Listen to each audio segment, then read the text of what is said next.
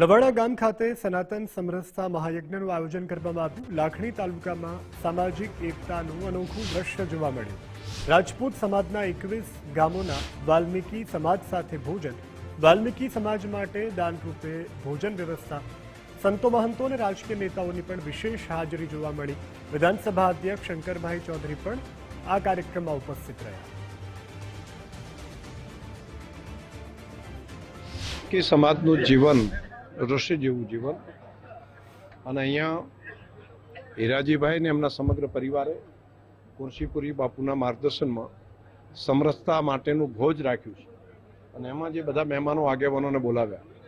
આપણો દેશ એક છે, આ દેશમાં રહેતા દરેક નાગરિક આપણે એક છીએ અને ઐક્ય ભાવ જે રાખ્યો છે એના માટે હું હૃદયથી ખૂબ ખૂબ અભિનંદન આપું છું। આજે લવાણા ગામે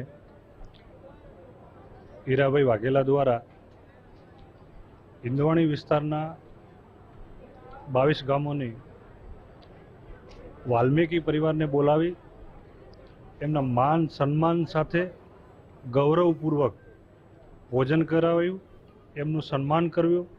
એ બદલ સમગ્ર પરિવારને ખૂબ ખૂબ આશીર્વાદ।